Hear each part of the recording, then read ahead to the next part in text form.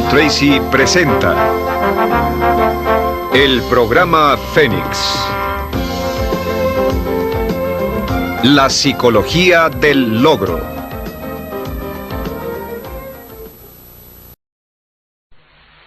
Session 12, Software for the Brain. What is the most precious resource in your life? Well, if you're like I am, your most precious resource is time. And according to all the recent studies that have been done lately, adults in America and Canada and other countries value time ahead of money in almost every instance. Now, as a result of what we've talked about in our previous sessions, with the fact that if you change your internal world, you change your external world, one of the things that begins to well up inside of you is impatience. If you believe that if you do change your internal programming, your external world will change to conform with it, then you're probably in a hurry to change that internal programming. And in this session, we're going to talk about how you can bring about rapid and permanent internal programming change. We call this session Software for the Brain. Now, I don't know a lot about computers, but I do know this. I do know that a computer has a certain amount of utility as a piece of hardware, but what makes a computer work are the programs that you run in it. And the more sophisticated and complex and productive the programs, the more valuable is the computer. So what we're going to do today is we're going to take the things that we talked about in terms of mental programming, visualization, and affirmation, and so on, and we're going to combine them into a series of techniques that you can use to multiply or to speed up the process at which your new thoughts and ideas are accepted by your subconscious mind and then go to work and attract them into your reality. And the first technique we're going to talk about is what I call written programming technique. It's one of the simplest of all, and yet it is so powerful that it's almost scary. Again, I've said this to many audiences, but I'll say it to you, is that if you just practice this one technique, it will be worth 10 times the time and price of this program. If it's all you learn is this one technique, it will have an astonishing difference on your results. When I first learned about this and applied it some years ago, I couldn't believe how effective it was. And all it requires to use is discipline plus one of these. Now, this is what I use. It's a spiral notebook. It costs here $1.99, Walgreens Drugs. All it has is lined pages. And what you do is you use this to write and rewrite your goals. It's very simple. You buy one for $1.99 and you use this as the basis of written programming technique. Let me explain to you how it works. Written programming technique is based on the fact that we learn or take in information three ways. We take in information auditorily. In other words, we hear the information or we speak the information. We take it in visually. We see the information, and we take it in kinesthetically as we feel the information. Now, any one of these is a good way of learning, or if you like, bringing in information to the unconscious mind. However, the more of them you can combine simultaneously, along with some of the other mental principles and programming techniques that we've talked about, the more rapidly the information is accepted. Sometimes, if you combine information in the right way, it's accepted instantaneously as a permanent change in your unconscious programming. Written programming technique is based on this, as are some of the other programming techniques which we'll talk about in the next few minutes. Written programming technique is based on the fact that when you write something down, it requires total concentration, law of concentration. You cannot write accurately and correctly and think of anything else at the same time. So writing requires concentration. It also requires intensity. It also requires visual, because you can't write without looking. And when you do write, you have a tendency to what is called sub-vocalize. In other words, you say the words to yourself as you're writing. So even though you can't hear them with a conscious ear, you hear them internally. And kinesthetically, you move and you feel. It requires tremendous mental, emotional, and physical energy to write. So written programming technique simply says this, is that every single morning, without fail, you rewrite your major goals. After you've done your reading, you rewrite your major goals. Now, this whole process, by the way, can take about 2 minutes, maybe 5. You may get to the point, as I do, where you'll write 10, 20, 30, sometimes even an hour. But you just rewrite your major goals as positive, present tense, personal affirmations. In other words, Your goals could be, I earn X number of dollars per month. I weigh X number of pounds. I am outstanding in my field. I do this. I achieve. I accomplish. I choose, and so on.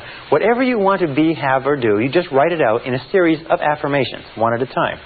Now you'll find, and we'll talk about goal setting later on, you'll find that as you write your goals over and over again, an interesting thing will happen, is that your more important goals will tend to be rewritten first, and they'll tend to become clarified and to become sharper and more distinct. And every single time you rewrite your major goals, you are driving them, you are impressing them deeper into the subconscious, which leads to the guarantee that they will be expressed in your reality. Every time you rewrite your major goals, you're programming them into your subconscious, and you're setting them as a directional mechanism, the same way you would set the directional mechanism on a guided missile, so that it will move you unerringly in the direction of accomplishing it. Number 2 is close your eyes after you've rewritten your goals. Close your eyes and visualize your major goal or goals of the day as accomplished. Visualize them as a reality. What would they look like? Now, a very valuable thing to do, by the way, is cut out clippings from magazines and books and put them in your notebook so that you can actually look at a picture. Do you want to own a brand new car or a beautiful house or something like that? Well, then get a picture of it and make a very clear picture so when you write out the goal, you can look at the picture and then close your eyes and feed that picture into your subconscious mind. And then the third part, which is most important, is imagine the feeling of pleasure you would have. Imagine the feeling of pleasure you would have if you already owned it. Just imagine that it is already a reality. The way that you imagine that it's a reality is imagine that you are on a path toward your goal, and your goal is on a path toward you, and that there is a predestined time when you are ready and it's ready, when everything is ready, that you and the goal will meet. And that you cannot speed up the time. You can't make it go faster and you can't make it go slower. But what you can do is continually repeat the picture and the feeling and the description over and over again. And at exactly the right time and place, it will meet. Someday you'll probably write me a letter and you'll tell me how remarkably this has worked in your life. Because it's worked remarkably in my life and the life of many other people. Now the second point, and before we go on with this, let me give you a key point. It's called the law of relaxation. The law of relaxation is one of the most important mental laws. The law of relaxation simply says this, that in the physical world, if you want to drive a nail, the harder you hit it, the more physical effort or energy you put behind it, the faster you accomplish something in the physical world. If you want to drive a car faster, you step on the gas, which causes the engine to work harder and propels it forward. However, in the mental realm, it's exactly the opposite. The law of relaxation says that in all mental working, effort defeats itself. In all mental working, effort defeats itself. What does this mean? It means that the harder you don't try, the better it works. Now it's interesting.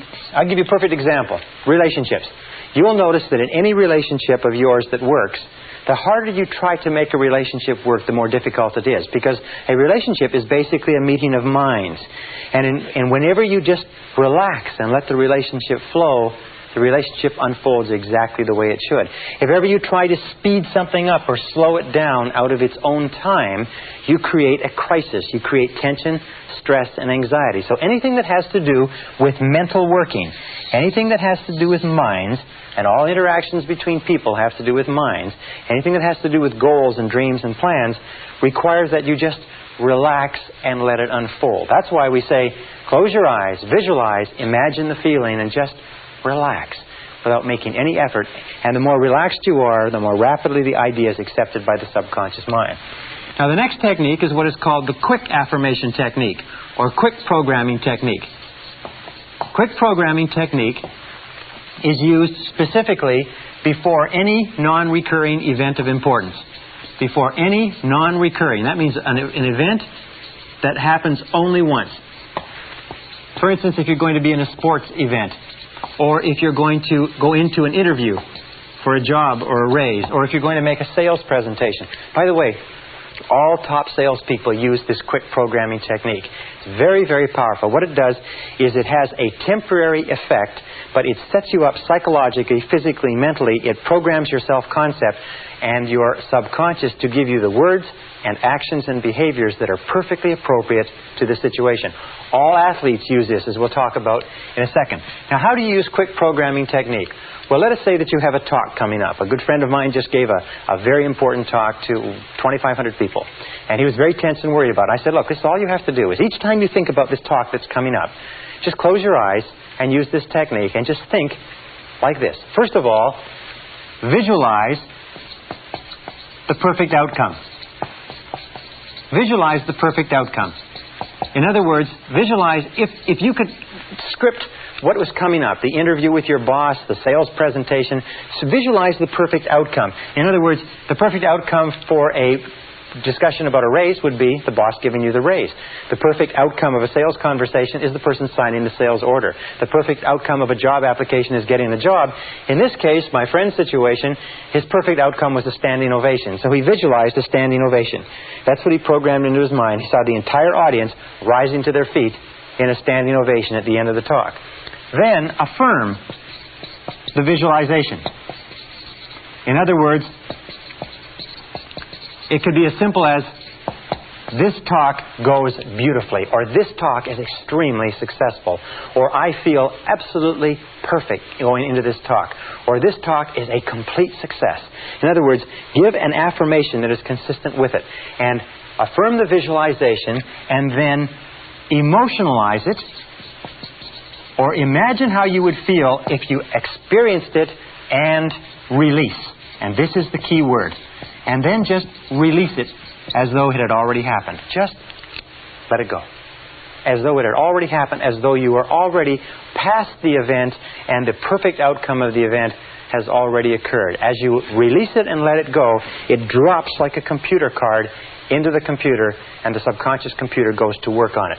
Powerful, powerful technique. And this technique is based on what is called mental rehearsal. Now, mental rehearsal is a technique that is used by all peak-performing men and women. It's used by all self-made millionaires, all outstanding salespeople, all top executives, all Olympic athletes, all world champions in any field use mental rehearsal. And mental rehearsal is the process of living the experience inside before you have it on the outside. That means before any event of importance, long, short-term, or short-term, what top performers do is they recall and relive excellence. They recall and relive excellence.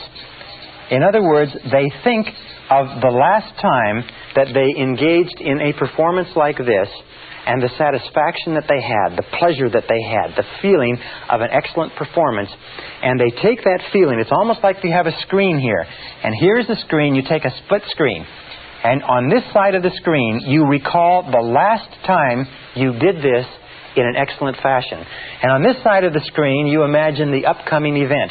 And then when you get this perfectly clearly in your mind, and you can see it with perfect clarity, that last triumph, that last success, the last sale that you closed, the last interview that went well, the last successful party or meeting or social engagement, then you transfer this into the new situation that's upcoming, and you transfer the feeling and the experience, and you overlay the two, so that as you anticipate the upcoming experience, you combine it with the feelings of success and pleasure and joy of the previous excellent experience.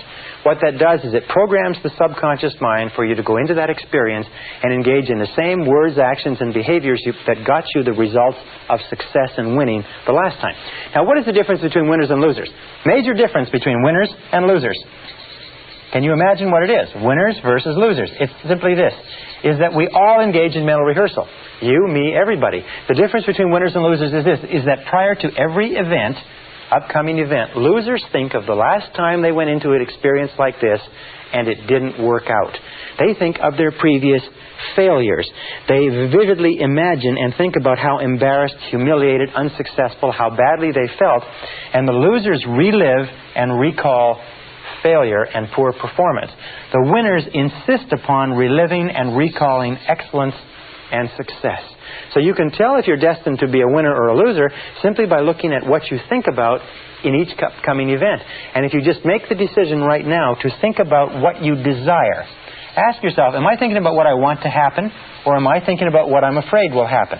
Remember, the natural tendency is to think about what you're afraid of, not what you desire.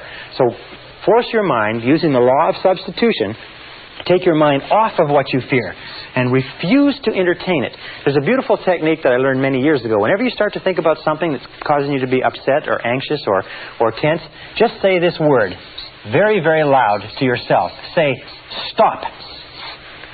Stop. It's very much the same as knocking the side of a record player and joking the needle off the record player, or slamming on a tape recorder, or shouting at a person who's saying something. Just say, stop. And what it will do is temporarily, it will stop your mind.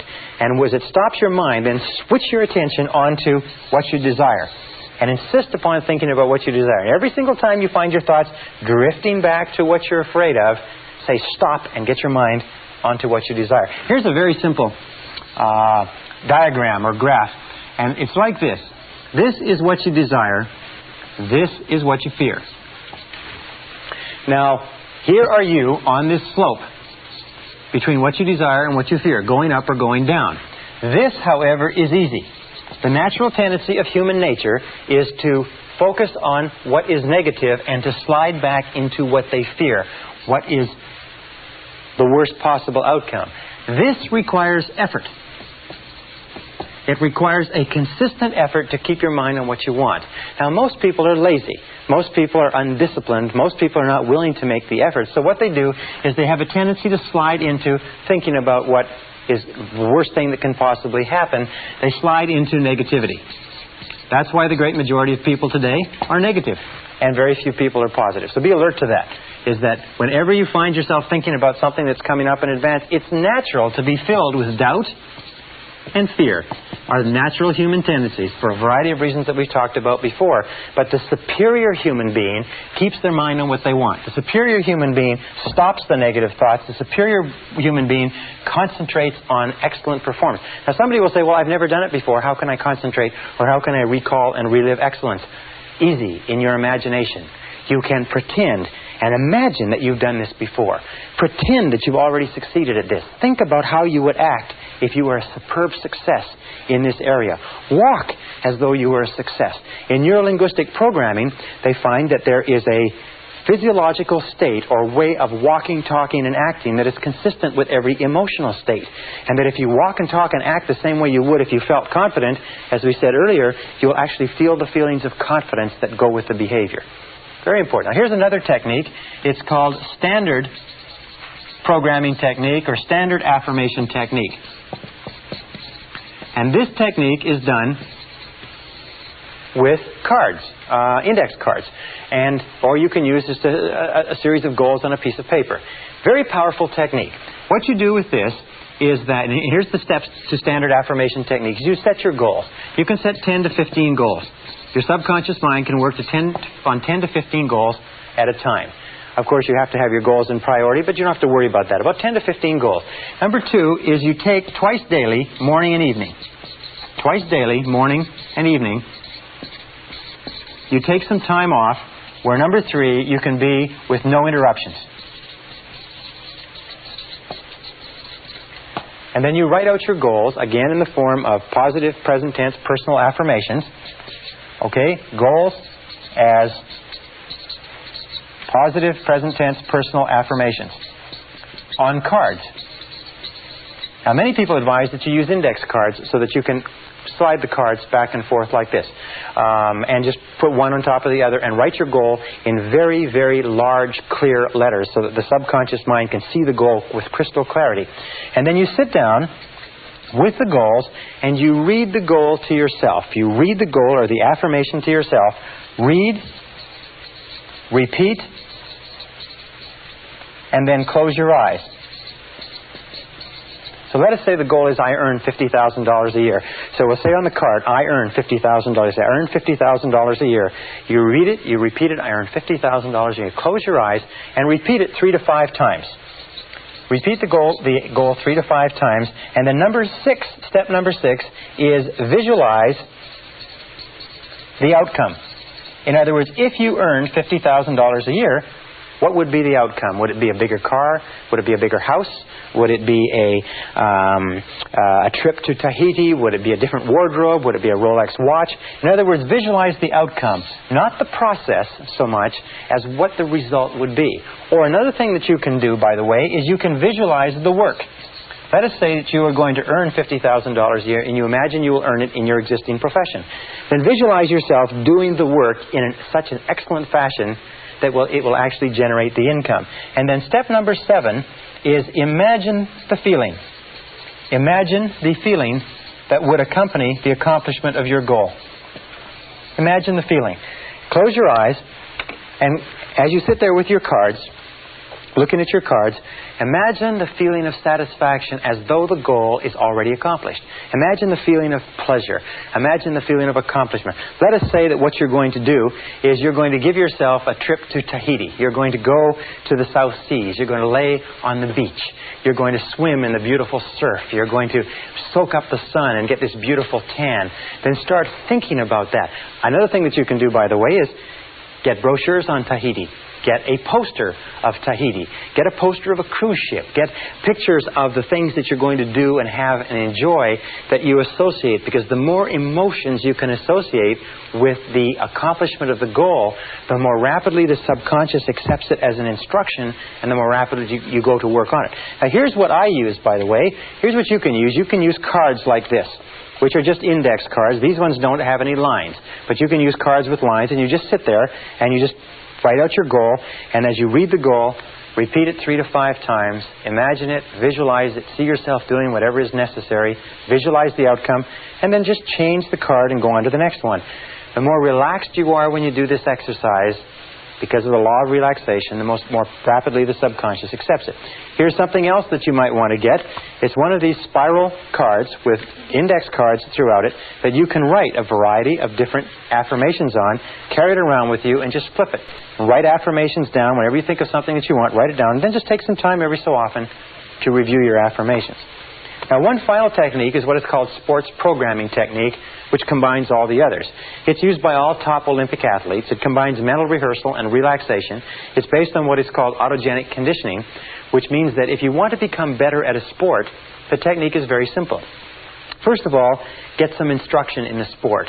Learn from an expert. Study and learn what excellent performance in the sport constitutes. Second of all, before you go to sleep or sitting in a very relaxed position, take several deep, deep breaths and relax your body, and then visualize perfect sports performance. Say you want to be a better skier. Very simple. What you do is you learn how to ski. You look at films and pictures of people skiing excellently, and then you visualize yourself actually being the skier. You close your eyes and you do 2 types of visualization. The first type of visualization is where you look at yourself actually skiing. You look at yourself and you look at your performance. Look at yourself going down the slope. Look at yourself turning, putting in the poles, twisting, and so on. You look at yourself skiing beautifully and watch yourself going almost as though you were a spectator. The second part of the visualization is you then shift your point of attention and you look at yourself from your own eyes and actually see yourself going down the slope. Sports affirmation technique is used by all the major football teams, the basketball teams, the major figure skaters, the top golfers. Virtually all Olympic athletes train in their minds over and over again. For instance, skaters will sit down, close their eyes, put on their music, and then they will go through their entire skating routine in their minds while their music is playing. What happens is, of course, that in your mind you never fall. So they program their minds over and over again. And this is based on a very simple fact, is that every time we visualize an action, we actually send measurable impulses of nerve energy to the legs, arms, muscles, and nerves that would control the muscles that we would use if we actually engaged in that action. If you want to be a better golfer, a better skier, better tennis player, better baseball player, swimmer, better public speaker, better anything, you can use sports affirmation technique to bring about rapid programming changes. The key is this: repetition, visualization, relaxation, and clarity of your goals over and over again until they are accepted by the subconscious mind as facts, until they begin to become true in your reality. And if you stick with it, it will work for you.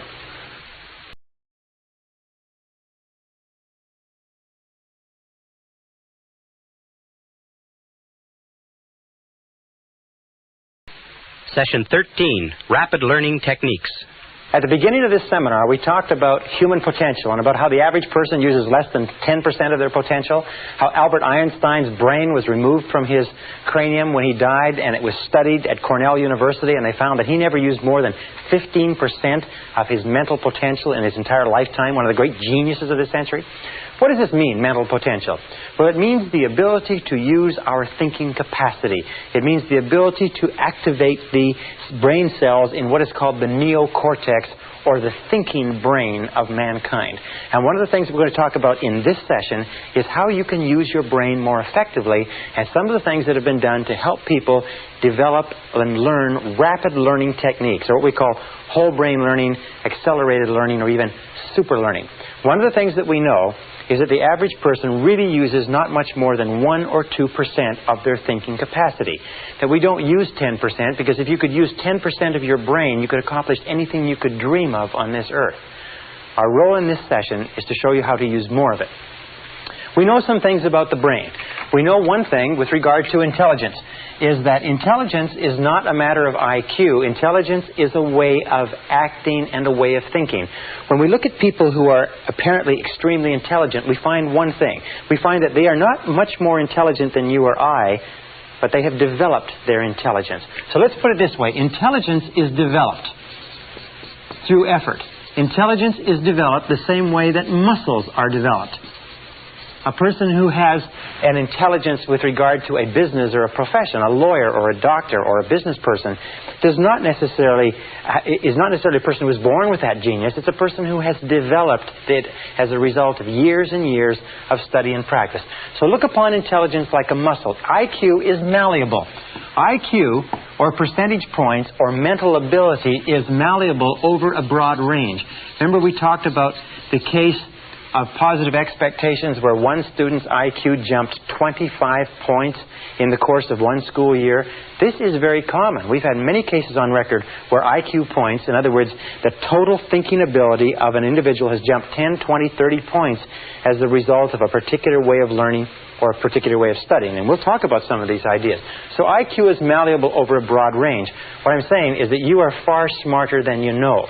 You are far more intelligent than you've ever given yourself credit for. We also know that IQ is a matter of self-concept. There are many people who have been found to be extremely intelligent, but because they've been brought up in negative environments, had been convinced at an early age that they weren't particularly bright. One gentleman who was encouraged to leave school in the 10th grade because they felt he was a complete academic failure was turned out later to have an IQ of 175 when he tried to enlist in the Army. After he got out of the Army, he started 6 businesses and became a multi-millionaire by the age of 28 because they proved to him that he was brilliant. The reason he didn't pay attention in school was not because he didn't have the intelligence, but because he learned everything the first time it was mentioned, and he was totally bored. You find that many people are far smarter than they realized, but as a result of previous experiences, their self-concept has them functioning at levels far below their intelligence, and that is true for you in almost every single case. Now, another important point is learning ability is malleable. Learning ability is malleable. What does that mean? Well, malleable means it can be shaped. It can be bent. It's like a metal that can be bent and pounded. Learning ability is malleable in that you can learn to learn. Wonderful thing is that human beings are learning creatures. You can learn to learn whatever you want. And the more you learn, the more we have found, the greater capacity you have to learn. Is that learning ability is like a muscle. The more you stretch it, the more you use it, the greater its capacity becomes. The more you learn math, the more capable you are of learning history. The more you study philosophy, the more capable you are of learning psychology. That your capacity to learn expands as you learn any subject. Now, there's another important point, too, with regard to learning, is that if you want to earn more, you have to learn more. If you want to earn more, you have to learn more. This is one of the most important, simple, trite little expressions that you'll ever hear, is that we live in a knowledge-based world, and your external world of earnings will be a direct reflection of the amount of useful knowledge that you take in.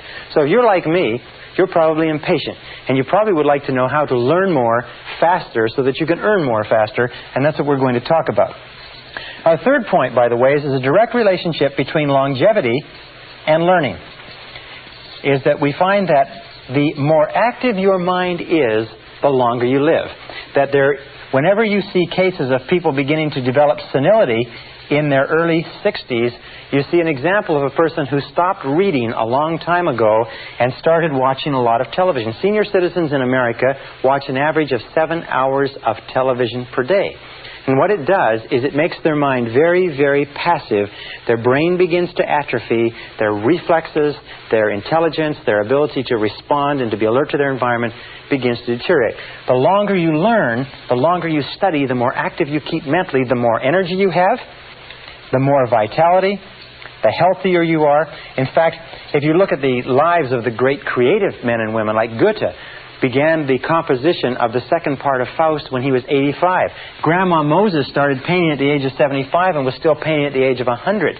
Albert Schweitzer, whom I worked with in Africa, was still working a full day at the age of 91, when most of the people, if not all the people he had grown up with, had been in their graves for decades. So, if for no other reason than the fact that you want to live forever, is you must become an active, intelligent learner. You must develop the capacity to learn. You must learn how to learn. Now, a few years ago, back in the 50s in Bulgaria, a man named Georgy Lazanov began some experiments that have had a tremendous tremendous influence on our thinking in the Western world in the last couple of decades. A tremendous book has been written on his work called Super Learning, talking about the results of his experiments. And Lazanov began studying the fact that information was exploding at such a rate that nobody could keep current on their field anymore. That no matter what field you were in, tens, hundreds, even thousands of articles were being written every year, that nobody could absorb the information. So he became preoccupied with the need to create a way for people to learn more rapidly. He called his system accelerated learning. We call it rapid learning. Some people call it super learning. It means the same thing. It means how can you take in more information at a faster rate? And what Lazanov found was this. He began as a pioneer of whole brain research. He found that there are really two hemispheres of the brain, and the two hemispheres of the brain perform different functions. And that people who learn the very best are capable of harmonizing and using both hemispheres of the brain. If the left hemisphere is responsible for certain functions, the right is responsible for certain functions. He also found that there's a massive tissue that divides the brains called the corpus callosum, and that children up to the age of 5 or 6 learn at about 25 times the adult rate. And his thoughts were, would it be possible to recreate the conditions that exist in early childhood that enable children to learn at a fantastic rate of speed in adult life? And so he found that in looking at the functions of the brains, he found that the left hemisphere and the right hemisphere were responsible for very different ways of thinking. Let me give you some examples. For instance, the left hemisphere is verbal. It thinks in terms of words. The right hemisphere is pictorial or artistic. It thinks in terms of pictures. The left hemisphere is analytical, whereas the right hemisphere is holistic. It sees all the facts and information. It sees the big picture, if you like. The left hemisphere is pragmatic. It's very matter-of-factual. The right hemisphere is intuitive and is the seat of intuition and feelings. The left hemisphere is concrete. It likes to see things that it can count, touch, taste, and feel. The left hemisphere, the right hemisphere is abstract. It's responsible for abstract concepts, scientific concepts, artistic or philosophic concepts. The left hemisphere is linear, in that it sees things in an orderly row, and it is also sequential, and likes to take things one thing at a time. The right hemisphere, on the other hand, is musical and artistic, if you like, and spontaneous, and is responsible for humor. The left hemisphere is responsible for language, the stringing together of words in a logical order to make sentences. It's also responsible for math. The right hemisphere is responsible for dance and for poetry. And these two hemispheres, in order to work properly, have to be harmonized. but they have very, very different functions. And as Lozanov did his research, he found another thing, is that when he studied the way that people learned, he found that people learned at different levels of brainwave activities and as a result of different things. For instance, he found that the brain functions at 4 different levels. And the first level is what is called the beta level. The beta level is 14 waves per second or above. The beta level is normal waking. This is where you and I are. Whenever our mind is very active, very intense, our brainwave activity, or what is called cycles, our brainwave activity is very frantic. This is where most of us spend most of our time. It's also the time where we learn the least efficiently. He said he found that below beta was the alpha level. The alpha level was 8 to 13 waves or cycles per second. And this was a more, if you like, modulated wave level, and he found that we have a tendency to learn in this stage. This is the deep relaxation stage. This is the stage that we're in when we're sitting deeply relaxed, when we're daydreaming, if you like, or prior to going to sleep, we drop into this level. Just below the alpha level is what is called the theta level. The theta level is 5 to 7 waves per second. The theta level has, again, bigger waves, and this theta level is where we just are starting to drop into dreaming. It's called the hallucinatory or illusionary area, where we're starting to have dreams just before we fall asleep. Have you ever had the experience of being woken up just as you're falling asleep and being jerked out suddenly from this theta level? You weren't into delta, you weren't sound asleep, and you notice how jarring it is. But what Lozanov found was the alpha theta level. This level in here is where we do our best learning. And that when we are learning at this level, our ability to learn is dramatically increased. And just below theta is delta, and delta is 1/2 to 4 waves per second. And these are long waves, if you like. Now, of course, below half a wave per second, you are no longer working. As a matter of fact, the cessation of brainwave activity on an electroencephalogram is one of the clinical definitions of death. Now, what Lozanov tried to do was, he said, would it be possible to bring people down from beta, where they're awake, into this alpha theta level and somehow activate the right and the left brains so that they work simultaneously? And he came up with a method using music and relaxation. And he began his experiments back in 1965-66 in Bulgaria. One of the most interesting experiments, he started off with language. And the language he chose was the language of French. Now, if you were to take a French course at your local university as an adult, you would be expected in a 3-hour period, and 3 hours seems to be the ideal study period for a language. You would be expected in 3 hours to learn approximately 25 to 40 words. And you'd be expected to have a retention level up until the final exam with due study and so on of about 80% and maybe less. As a matter of fact, what Lozanov found, he said that most of the ways that we learn in our society are so inefficient as to be deplorable, in that the average person who gets a university degree in our society after 4 years and $25,000 to $50,000 of expenses forgets 80 to 90% of everything they learned at the university before the summer after the university, the final year, is over. As a matter of fact, as much as 80% is lost in the first 30 days. It was been postulated by a couple of university professors, if you want to clear out most of the universities in the country, very simple way to do it, is call everybody back 48 hours after final exams to rewrite without notice. And you would find that the traditional way of learning, which is to cram the brain with as much information as possible and to rush into the exam room and regurgitate the information onto the exam and then go back and recover and do it over again, this way of learning is so inefficient that almost all the information we take in that way is lost completely. That's why if you took a language course in school and then you ever went to one of the countries where they spoke the language, you found that you probably couldn't remember more than 3 or 4 words, and even those you had wrong. Well, so Lozanov decided to use music and relaxation, and this is what he did. Under very closely controlled conditions, he brought in 60 students. These 60 students were drawn from a variety of occupations. None of them had any knowledge of French at all. They were very closely monitored and screened by people who were not favorable toward this experiment. So it was very rigorously controlled. In 1966, he brought in these 60 people, and he felt that he would have to greatly increase the average level of learning in order to get approval for the establishment of his Institute of Suggestology.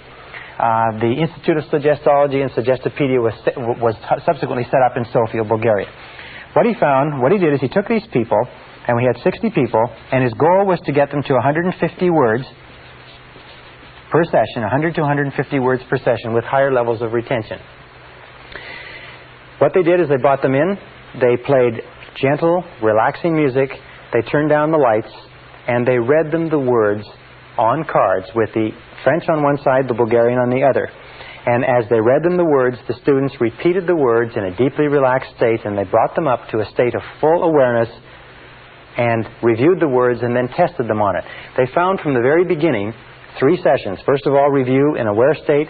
Second of all, listening to the words in deep relaxation. Third of all, review in an aware state again. They found that from the very first session, they were getting 98% retention. In that, in testing at the end of each session, they were remembering 98% of what they learned. They conducted this experiment for 6 weeks, and every single student in the class got up to a 98% retention rate with no experience in the language at all. Now, before they disbanded this experiment in '66, he called for volunteers and got 15 more. 15 of these students volunteered, and they said, would it be possible to learn 500 words in one day? Well, they came in on a Saturday. They worked all day because nobody in recorded history had ever learned 500 words in a day. And at the end of the day, they tested out at 98% retention on 500 words. Now, an interesting point is that many of these people were suffering nervous disorders. As a matter of fact, 40% of them were drawn from the registers of psychologists and psychiatrists. And after this 6-week learning period, learning 150 words a day, almost every one of them was completely better. That there was no stress in this type of learning, that it was very, very relaxing, that they found that it cleared their minds and they felt wonderful afterwards, as opposed to our current way of learning, which is so stressful and so tense and so competitive. They found that after this 500 words, at the end of the day, everybody felt great. There was no stress, no fatigue, nothing. Well, he said, let's see if it's possible to increase this before we disband the experiment. And he called back 12 of the students, the best learners. 2 weeks later, they got together to see if they could learn 1,000 words in one day. 1,000 brand new words in one day. The result of it was that at the end of the day, they were able to learn the 1,000 words and test out at 98%. Interesting, later on, about 6 months later, they brought these students all back to see how much of the language they had retained with no opportunity to read in it, no opportunity to speak it. They found that they tested out at 69% recall without any review, and with one review, the entire class was back up to 98%. In other words, this method of music with deep relaxation, dropping into alpha theta and activating both brains had led to a dramatic increase in learning ability. Now, in 1974, Lazanov, under a controlled experiment, got the rate up to 1,800 words in one day, with 98% retention. In 1979, in a special experiment with selected students, Lazanov got the rate up to 3,000 words in one day. In other words, by activating the brain and with still 98% retention. Now, this is a phenomenal thing. It's almost an unheard of thing to believe. But what Lazanov has found is that the learning capacity of the brain is infinite. That the capacity of your brain to learn and to take in information. For example, if you speak English well, you probably speak and use about 1,200 to 2,000 words in the course of your day-to-day life. All you need is 2,000 words to be functionally fluent in any language. The average English-speaking person uses less than 1,200 words. As a matter of fact, some people, and especially as you go down the educational ladder, use sometimes less than 500 words in their entire language. But 2,000 words will enable you to read any newspaper, any magazine, watch any program, radio, television, except something of a technical nature. What Lazanov proved was that it's possible for a person to learn one language per day, permanently. Now, this learning technology is beginning to change the way that we learn. It's beginning to revolutionize all of our understandings about language. Lazanov has also developed many other techniques and understandings. He found that gentle classical music is a critical part of this learning.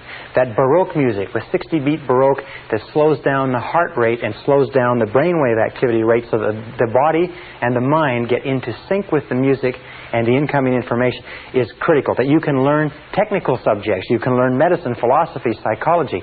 I have taken extended courses now in accelerated or optimal learning to learn these methodologies, and what I have found is that you can learn, even without any of the science or technology, you can learn things very, very rapidly if you'll do 2 or 3 things.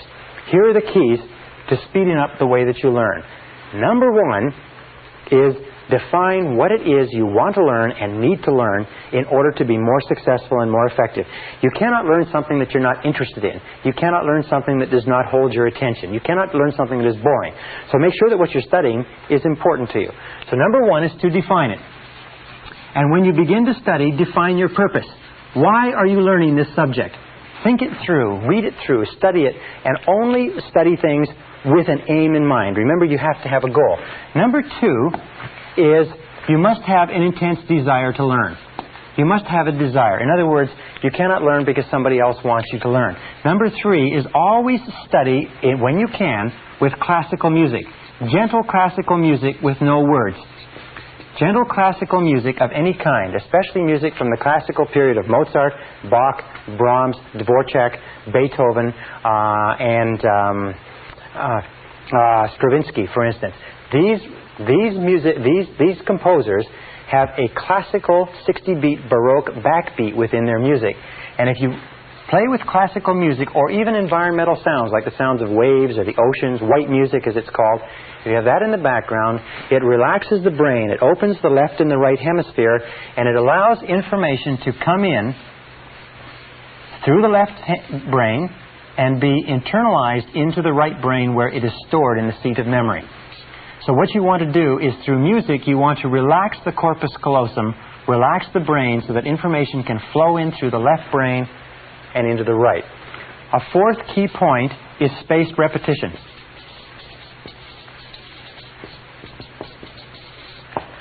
Spaced repetition is important. Now some people say, why is it, or how is it that I can give a seminar like this all day without notes? And I sometimes do day after day after day of seminars without notes. I must have a great memory. I don't have a great memory. I just study all the time, and I use spaced repetition, and I review it over and over again.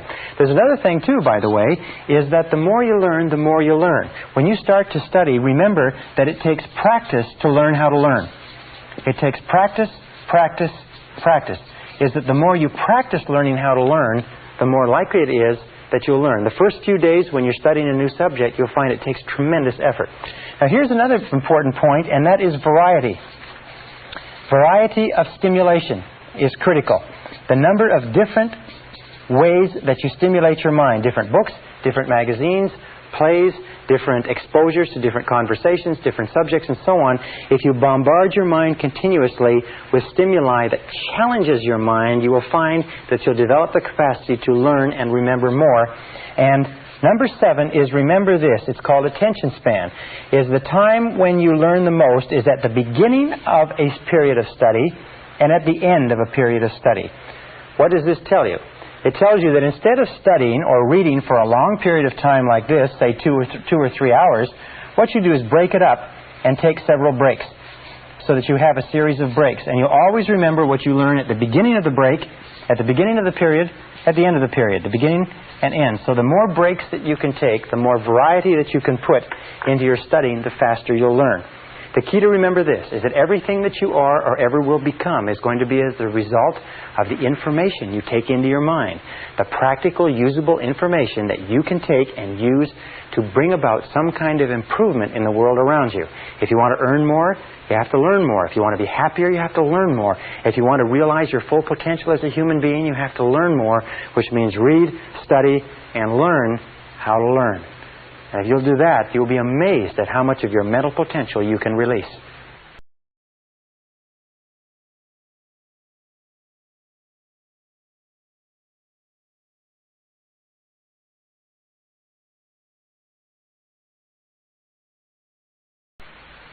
Session 14, Progressive Relaxation with Music.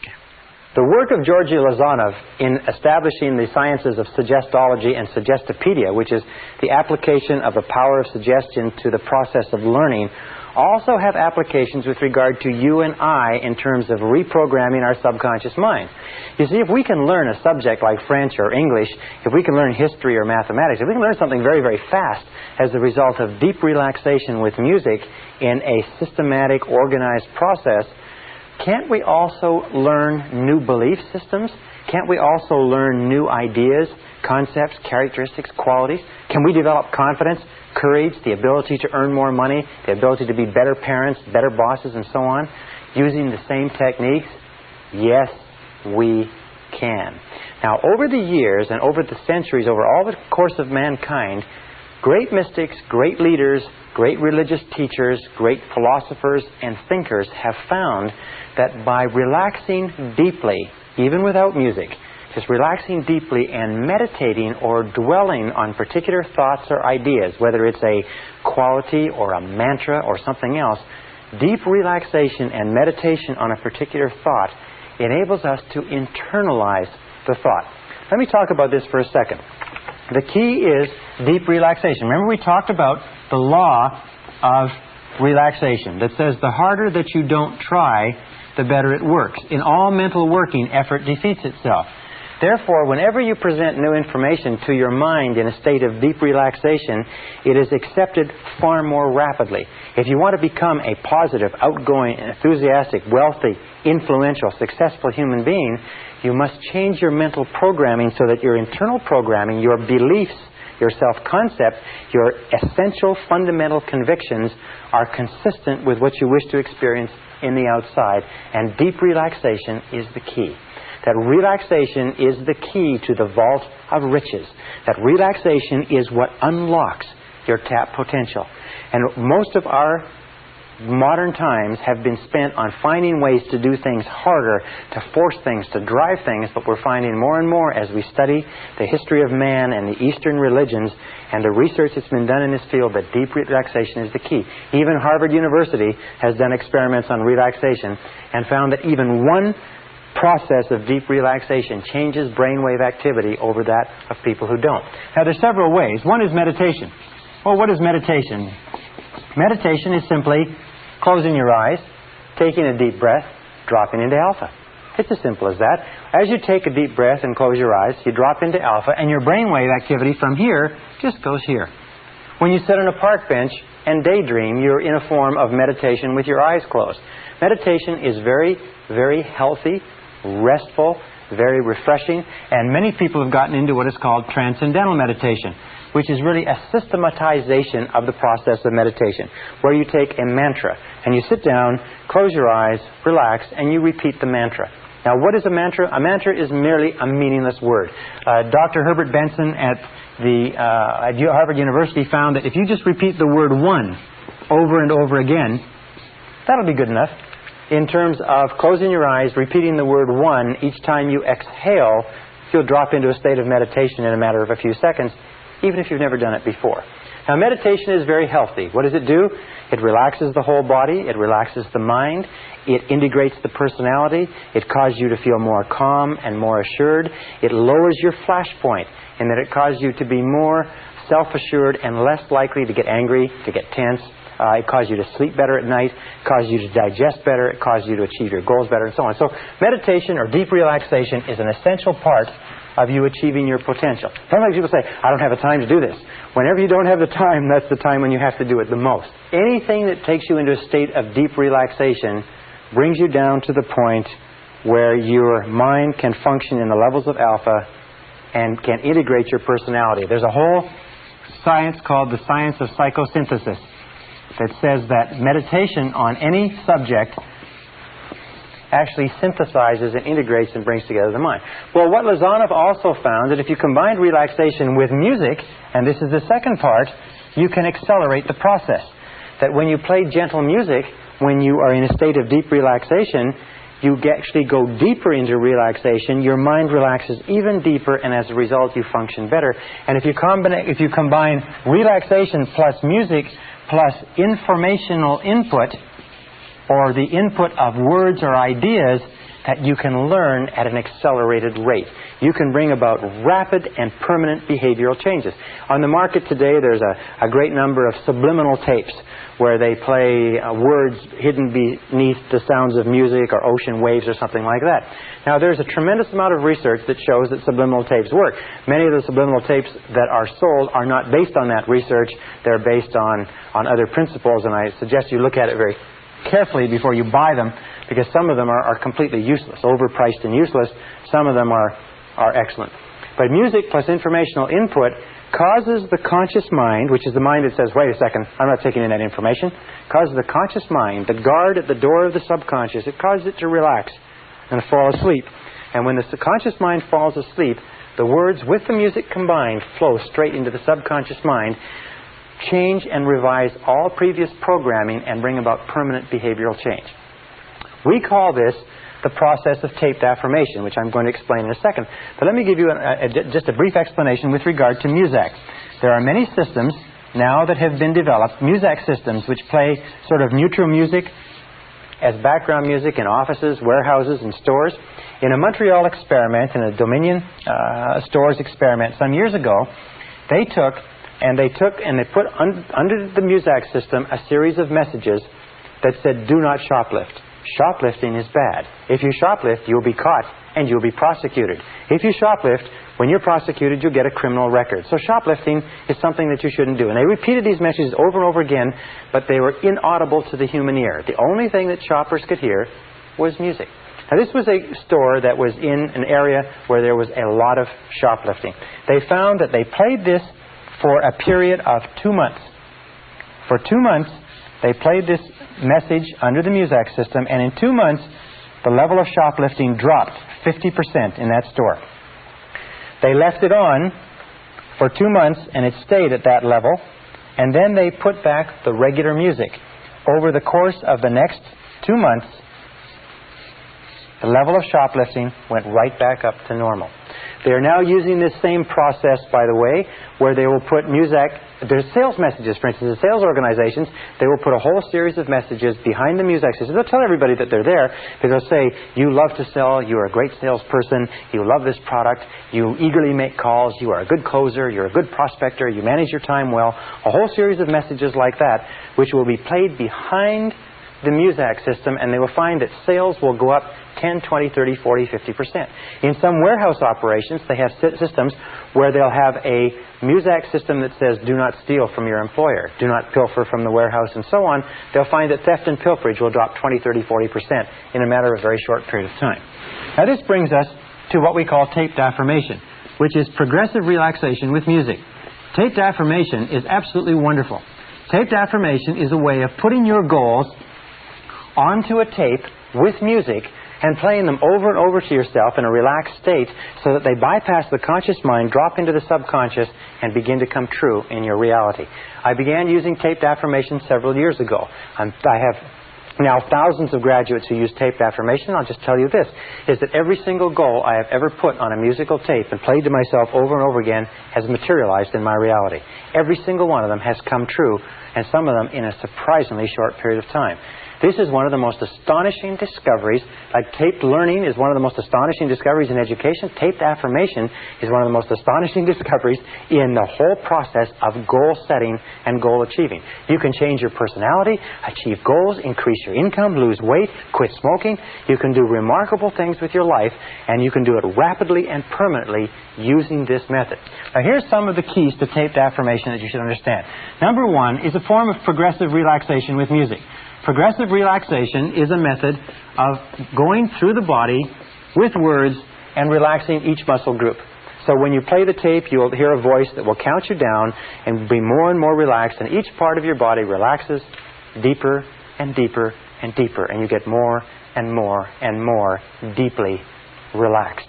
You'll find that all the tension is let out of your whole body. As your body completely relaxes, you'll find your conscious mind relaxes and you drop into alpha. Now, a second is that this is a form of what is called heterogenic conditioning. Now, heterogenic conditioning means hetero means other and genic means mind. So in this, we use the word you. It's a conditioning process so that when you listen to the tape, it always says you. you like yourself very much. You really like yourself. Or you accept complete responsibility for your life. It uses affirmations that are very simple and clear, positive, present tense, but they in the you case. Why? It's because whenever we listen to another voice, even if you make your own tape with your own voice, you always use you. Whenever we take in information from another voice, we are accustomed from infancy to our parents or someone else saying you. Now, there are some people who say that you're supposed to put on the tape the words I earn or I weigh or I like myself. But whenever we listen to somebody else talking about themselves, it makes no impression on our subconscious. So when you make a tape that you listen to, it's always you taking the message in. When you speak to yourself, it's always I. I am, I can, I do. A third point is that this is healthy. This is relaxing. And this is refreshing. You will find that if you play this tape, which is about 20 minutes, and we're going to give you this tape in a little while, if you play this tape, when you come home in the evening, if you play it in the middle of the day, it's better than a nap. It's better than taking a sleep. It's better than a steam bath because it will relax you, it will refresh you, and you'll feel healthy. And even if it does nothing else, it makes you feel great. Now, a third or fourth requirement is that you do it twice daily. Optimum is to do it twice daily, morning and evening, and do it on an empty stomach. The very best time to play this tape is in the morning before you have breakfast, and the evening after you come home but before you have dinner. If you can only do it once a day, do it in the evening. It's better than a drink. It's better than a Valium. It's better than a Librium. It will refresh you, pick you up, smooth your personality, make you feel just great about yourself. So do it twice daily. Number 5 is that we use relaxing, gentle music. Now, you can use almost any music you like. The slower, the more relaxing, the more classical music that you use. You can use Baroque. You can use the sound of the ocean. You can use gentle classical music from any piece that you like. But relaxing, gentle music in the background is what causes the mind to relax and relax and relax. You can use flute music. You can use guitar. You can use violin. You can use anything that is relaxing to cause you to calm and settle down. But not music or anything that has words to it. Now, another characteristic of this is that the position that you use, we call this assuming the position, is to sit erect, relaxed, eyes closed. We call this assuming the position. And basically the position is you sit in a chair, you sit completely erect, you put your hands on your lap, not touching, close your eyes, take a deep breath, and just listen to the tape. The tape is complete. All you have to do is put it on, and it will count you down into a state of deep relaxation, very much like this, into a state of deep relaxation. While you're in that state of relaxation, it will play a series of 10 affirmations, 5 each. And at the end of the 10 affirmations, it will then count you back out to a state of full awareness. The entire process takes 21 minutes, maximum. It's very simple. It's completely harmless. You don't have to worry about it. Now, it's very important with regard to this position that you be sitting erect. Some people say, well, can I do it before I go to sleep? Well, what happens if you try to do it in bed or laying down is one of two things. Either you'll fall asleep, and when you fall asleep, the message stops going into the subconscious mind, or number 2 is you will become so relaxed and refreshed that you'll wake up and you'll be unable to sleep. The best time to do this is not before you go to bed, unless, of course, you're having difficulty sleeping. We've had many people who've been going through stressful periods in their life who have found that by playing this, sometimes 5, 6, 7 times a day, they've been able to completely calm down, get over their insomnia, and sleep deeply for the first time. So number 7 is do it with no interruptions. Go somewhere where you can play it where there's no interruptions. If you're near a telephone, disconnect the phone or go away from the phone. There's nothing worse than playing this tape and having a telephone go off in the middle or having somebody walk in on you. Sometimes people say, well, can I play it in my car? I say, yes, you can play it in your car as long as you drive your car with your eyes closed. People say, well, can I do it when I'm jogging? Yes, if you jog with your eyes closed. Because if your eyes are open, this is critical, if your eyes are open, your eyes are bombarded with so much stimulation that you do not drop into alpha. So it's important to remember that. Remember, no interruptions. Do it twice a day. Do it on an empty stomach. Don't do it after drinking anything. Don't do it after eating anything. And don't do it after smoking anything stronger than a cigarette. Now, what will happen as a result of this? This process takes just two things. It takes discipline, which is what most people lack, which is why most people fail, and it takes repetition. It's very simple. Repetition. What will happen? Well, the first time that you use this, you will notice a deep relaxation. As a matter of fact, many people have said they've relaxed more deeply with this tape than with any other process they've ever tried. And these are people who've tried meditation and tried a lot of other things. Second of all, you will find that in a very short period of time, about 2 or 3 days, you will find yourself feeling far calmer. You feel far more relaxed. You feel sort of good about yourself. And you find that your flashpoint, your levels of tension have dropped. Within a week, the people around you will know the difference. They'll say, you're doing something different.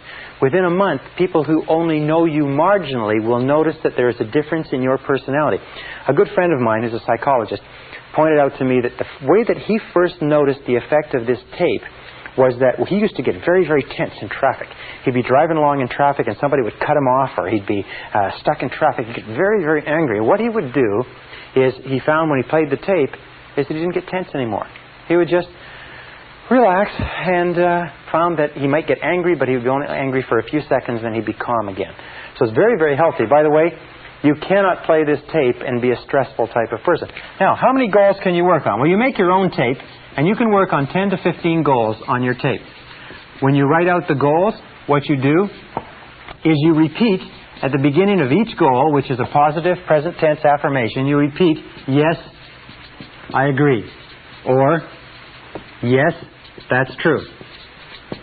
What this does is it reinforces the affirmation and drives it deeper into the subconscious. For instance, you're listening to the tape, you close your eyes, the tape says, you like yourself unconditionally, you really like yourself, and you say, yes, that's true.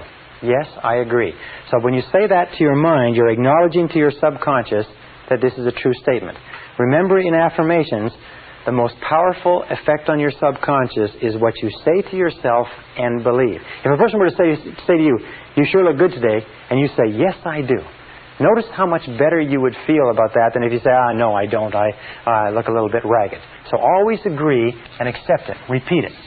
The number 11 important point on this is to do it over and over again until it becomes a habit. Put your own affirmations. Take your own affirmations with regard to your goals. For instance, if you want to lose weight, put your ideal weight on there. If you want to increase your income, put your ideal income on there.